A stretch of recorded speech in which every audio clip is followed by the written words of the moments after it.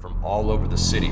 Details are a bit sketchy right now, and there has been no official statement by the police as to what is happening, but we will continue to bring you late-breaking coverage of the story as we get it into the station. The end of the world is coming. Advice from the police is to stay inside, lock all doors and windows, call 999 and stay as quiet as possible. Similar reports are coming in from other cities all over the country. We still have no specific answer as to why this is happening. Good luck to you all.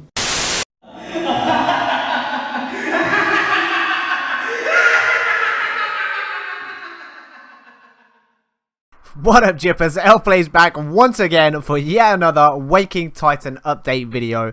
And of course, this will give you the comprehensive guide to everything that has happened over the last couple of days.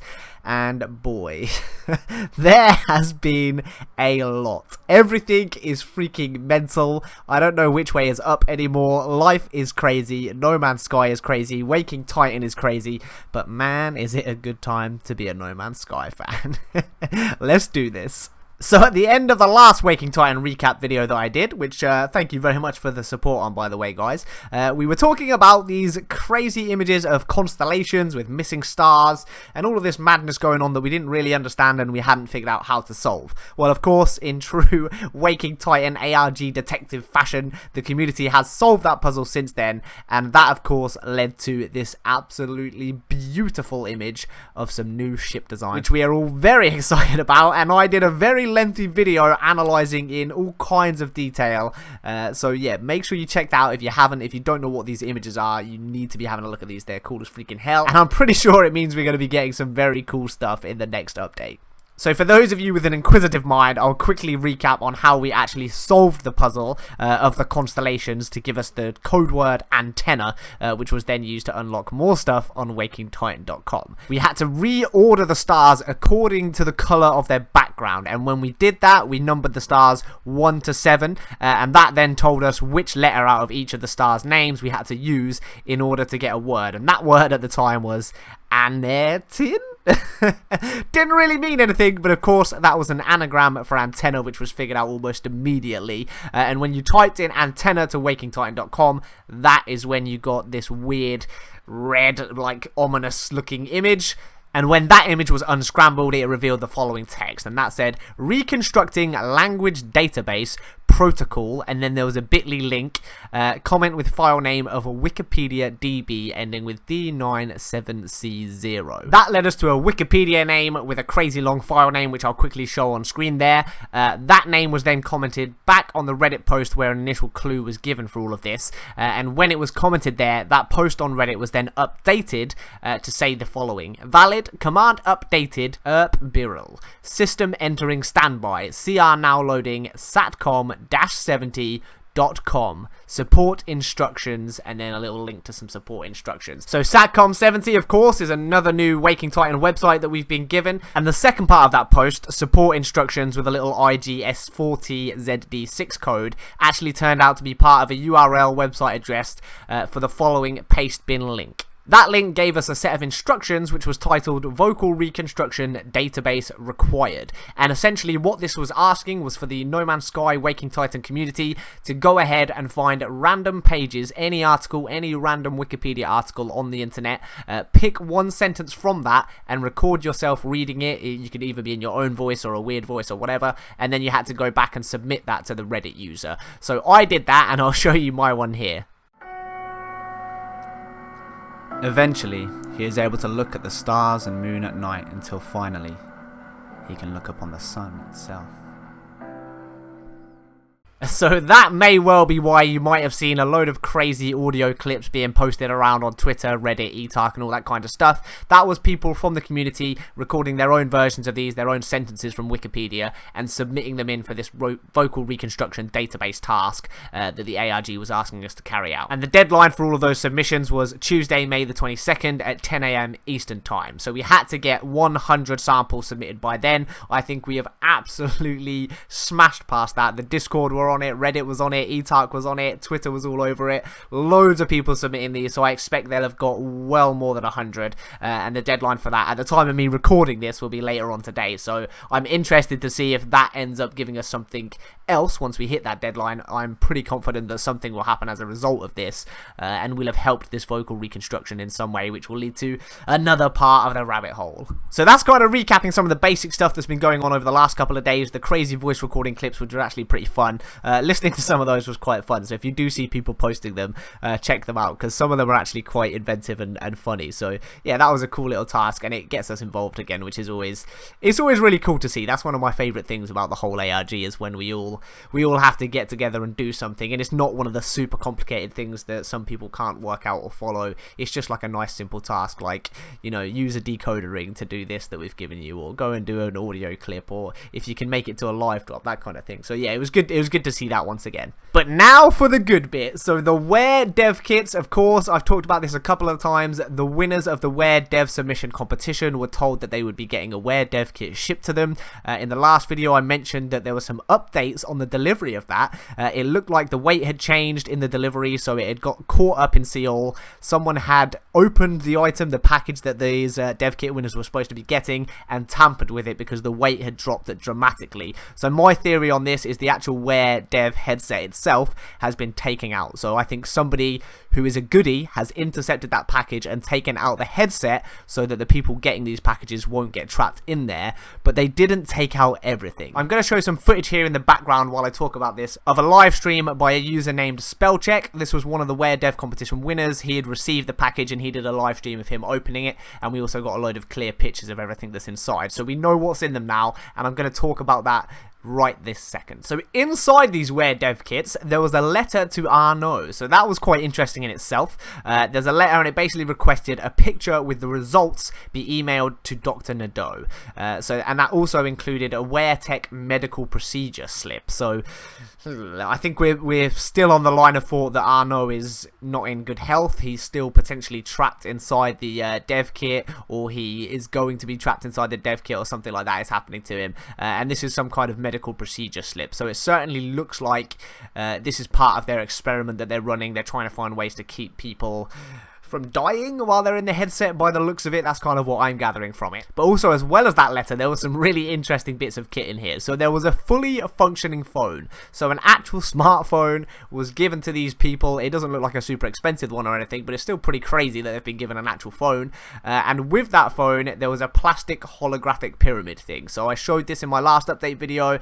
This was kind of what we suspected we were going to get. It was going to be one of those little plastic things that you pop over the phone, use an app with it, and it will project some sort of basic hologram type message. We haven't got that far yet, so we're kind of stuck before that point, because on the phones themselves there is an app. There is an app called Myriad Uplink, and that can also be accessed by all of us. So anyone who hasn't obviously been given a phone, you can still go and see this app if you go to uplink.satcom-70.com. Now my theory on this is some initialization protocol, some access screen that when activated will kick off the Where project that will start beaming up to these Myriad satellites orbiting the globe right now, and that's going to start beaming the transmission down to the Where headset. So I think what we're about to do when we crack this code, when we figure out how to unlock this app and put in that access code, I really believe that we're about to start something that can never be undone, guys. We are going to change the world, and I don't think it's going to be for the good, but we have to do it. We have to find out what happens next. We have to see just how far the rabbit hole goes. So that's what was in the dev kit. There was the phone and a charger and all that kind of stuff, the little hologram kit that we haven't been able to figure out and get working yet, and the application itself, which we can also access from home without having a dev kit via the website. Now on the phone, Skype was also installed, and the login details to get into the Skype app were found in a Notes app also on the phone. Now the Skype contacts list had all of the other winning Where Dev Studios contact details on them, so the people that are getting these phones from the Where Dev competition can actually talk to each other on those phones via the actual phone itself. So that was pretty cool. So in the live stream we had the user talking to one of the other Where Dev Kit winners through Skype on the phone, which was, I don't know, that was just a cool little thing. Like, they'd both obviously got their dev kit, they were both pretty excited, they've both figured out that they could talk to each other via Skype, and it was kind of a way of like connecting them up, and I thought that was really cool. Now there was also a collection of images that were found on the mobile phone. Most of these are stock images, but a couple of them there, like the Where logos and the image of the face, etc., don't appear to be stock images. So So it's likely that at some point, some of those could turn out to be a clue as well. So just keep that in mind. But more interestingly, there were also some audio files found on each of the phones. So I'm going to play those now. 10-hour stop. This is very unusual for me. Hello, I would like to have a follow-up on an incident related to your headset. Right side mostly, arms and legs. Actually, I took an aspirin, went to bed, and they disappeared overnight.